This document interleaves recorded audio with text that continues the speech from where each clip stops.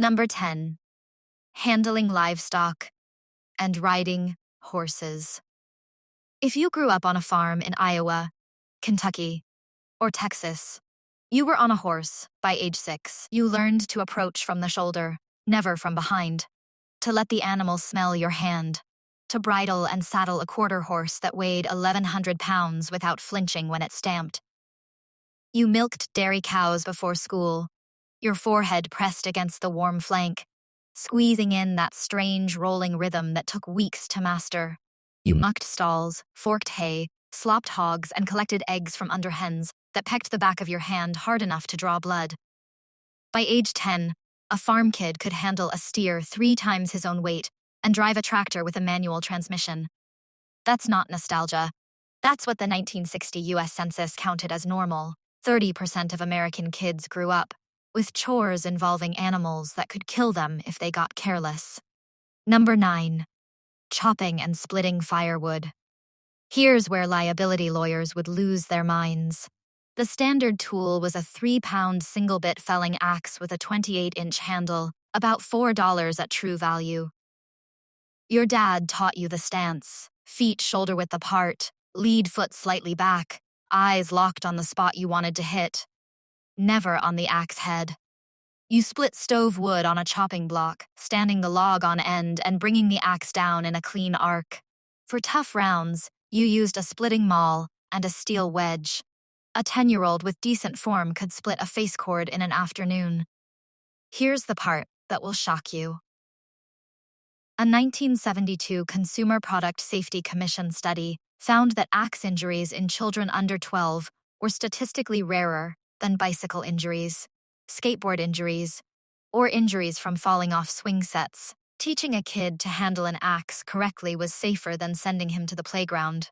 We forgot that, and now we pay strangers $40 for a bundle of firewood at the gas station. Number 8. Sharpening a knife on a whetstone. An Arkansas novaculite stone cost $3.50 in 1955 and lasted the rest of your life.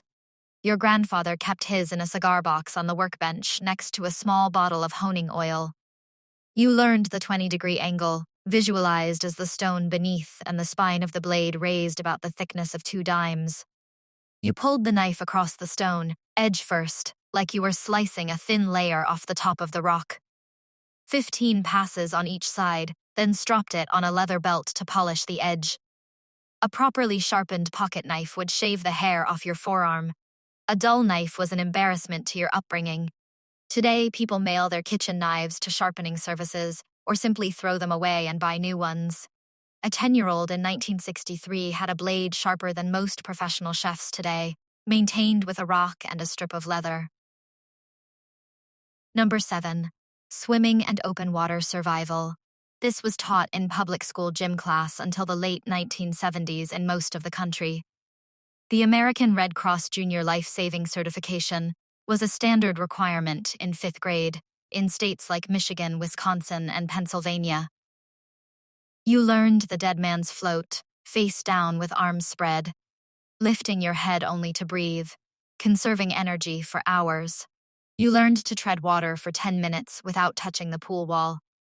You learned how to approach a drowning victim from behind, never from the front, because a panicking swimmer will climb you like a ladder and drown you both.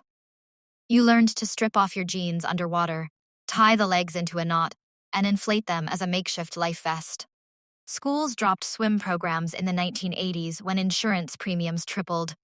Today, 64% of Black children and 40% of white children cannot swim. In 1970, those numbers were closer to 15% across the board. We traded a life skill for a legal memo. Number 6. First aid and basic medicine. The American Red Cross Junior First Aid Certification was a scouting requirement, a 4-H requirement, and a standard home economics topic for both boys and girls. By age 12, you knew how to dig out a splinter with a sterilized needle, clean a cut with soap and water and peroxide, make a butterfly bandage from tape, and splint a broken finger with a popsicle stick. You knew the signs of shock, pale, cold, clammy skin, and a rapid pulse. You knew to elevate the feet and keep the person warm.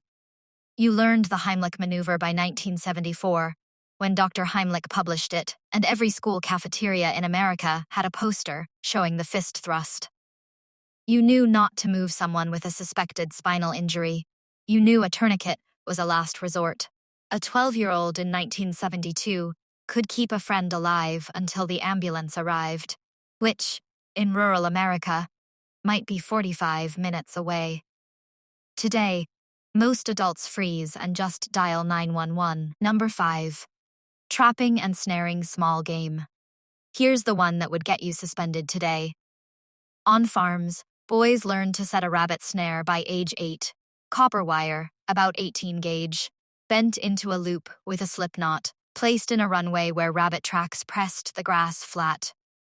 You learn to read the signs, droppings, chewed twigs, the little tunnels through the brush, deadfall traps for squirrels, figure 4 triggers whittled from sticks, a flat rock balanced above a baited scrap of apple. In the early 20th century, a kid in rural Arkansas could bring home 3 rabbits a week at 10 cents a pound in 1940. That was 40 cents. Real money for a family. Fur Fish Game magazine, founded in 1900, taught millions of American boys how to read animal signs, skin a muskrat, and stretch a hide on a board. The magazine is still in print, but its readership has collapsed. The knowledge is still there in the back issues, but almost nobody reads them. Number 4. Canning and food preservation. Your grandmother had a pressure canner, a ball jar collection numbering in the hundreds, and a basement shelf lined with pickled beets, green beans, applesauce, strawberry jam, tomato sauce, and dilly beans. From the time you could stand on a step stool, she put you to work, snapping green beans into an enamel basin, peeling peaches with your fingers after they'd been dipped in boiling water, so the skin slipped right off, wiping the rims of jars with a vinegar rag before the lids went on. You learned the pressure canner rule, 10 pounds for 25 minutes for green beans, or someone gets botulism. You learned the water bath canner for anything acidic. You learned that a lid that didn't seal, that popped up when you pressed the center, meant a failed jar that had to be refrigerated and eaten that week. A Victory Garden in 1944 fed a family of 5 for the entire winter. By 1970, the average American household had a freezer. By 2020, the average household had DoorDash. Number 3. Navigating by sun and stars.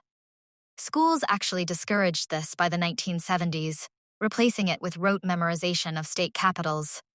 But up through the 1960s, every Boy Scout learned to find true north at night using the Big Dipper.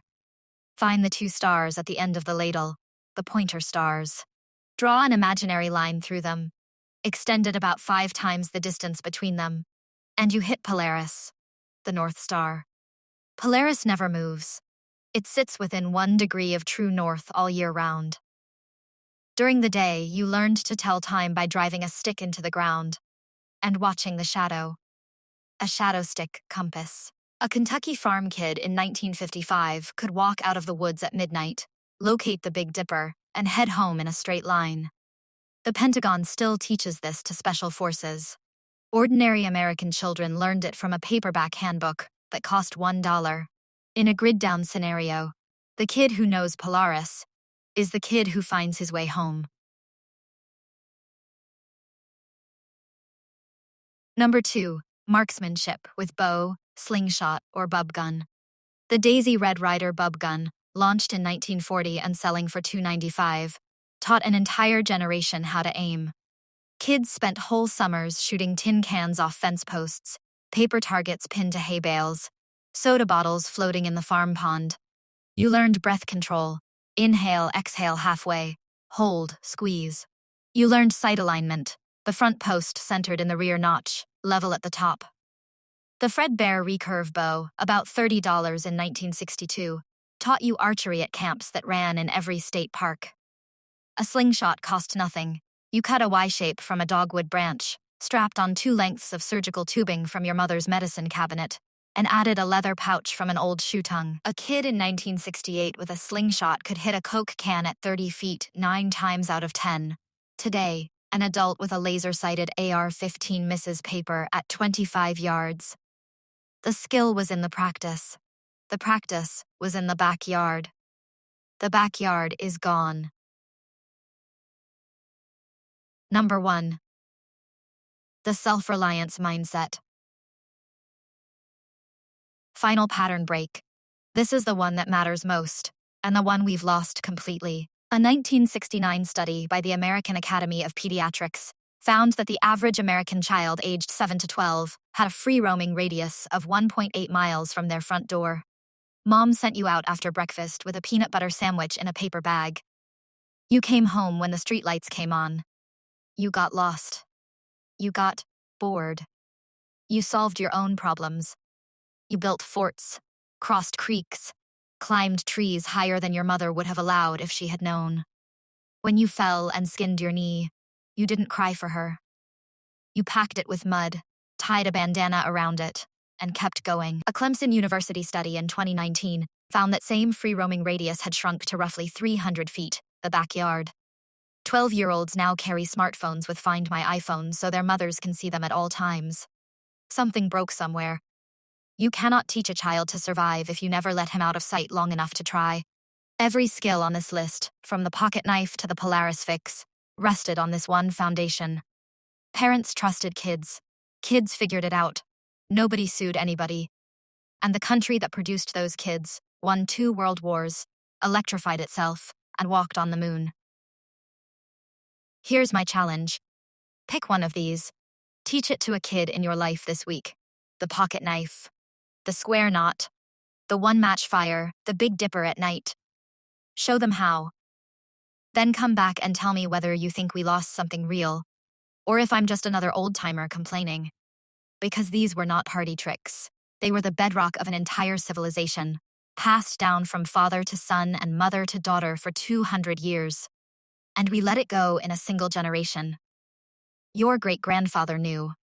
Now you know too. Which one did your grandfather teach you? Drop it in the comments. I want to see which skill still has the most life left in it. If this video stirred something in you, hit like and subscribe to Winds of Thought. We dig into the lost knowledge that built the world we forgot.